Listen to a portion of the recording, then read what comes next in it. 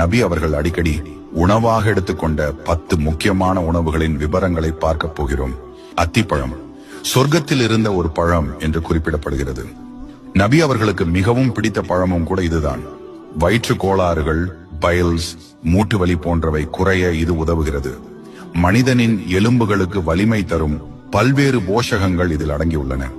பால், calcium நிறைந்த இந்த பானம் எலும்புகள் மற்றும் பற்களுக்கு வலிமை தருகிறது. மன செல்வாக்கும் கண்கள் ஆகியவற்றின் சக்தி மேம்படவும் பால் உதவுகிறது. புனித குரானிலும் பாலின் மகத்துவம் குறிப்பிடப்பட்டுள்ளது. இறைச்சி, உணவுகளின் ராஜா என் நபி அவர்கள் இறைச்சியை அழைத்திருக்கிறார்கள். புரோட்டீன், சிங்க், அயன், மினரல்ஸ் என நீண்ட பட்டியலாக போஷணங்கள் இதில் இருக்கின்றன.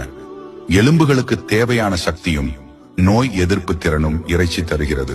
திராட்சை நபி அவர்களுக்கு மிகவும் விருப்பமான பழங்களில் ஒன்று.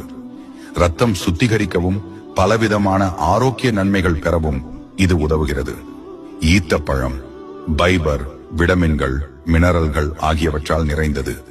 நபி அவர்கள் தினமும் 7 ஈத்தப்பழங்களை உண்ணுவார்கள் என இமாம் புகாரி அறிவித்த ஹதீஸில் சொல்லப்பட்டிருக்கிறது.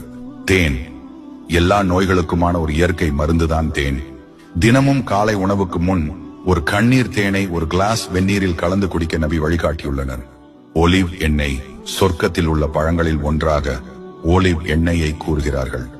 தோல், முடி ஆரோக்கியம், உடலின் நலத்திற்கு ஒலிவ் எண்ணெய் மிகவும் நல்லது. பார்லி போஷகத்தால் நிறைந்த ஊட்டச்சத்து உணவு. நபி அவர்கள் இதை அரிசி, கஞ்சி, ரொட்டி போன்ற வடிவங்களில் உண்டிருந்தார்கள். இது பல நோய்களை தீர்க்கவும் உடலை உறுதியாக வைத்திருக்கவும் உதவுகிறது.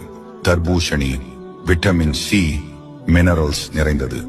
நபி அவர்கள் இதை மிகவும் விரும்பி உண்டிருப்பதாக ஹதீஸ்களில் காணப்படுகிறது. சிறுநீரக ஆரோக்கியம், வெப்பத்தை குறைக்க இந்த பழம் உதவுகிறது. பூசணி நபி அவர்களுக்கு மிகவும் விருப்பமான ஒரு காய்கறி. அழுத்தம், ஆஸ்துமா, பல வகை புற்றுநோய்கள் ஆகியவற்றிலிருந்து பாதுகாக்கும் ஆற்றல் கொண்டது.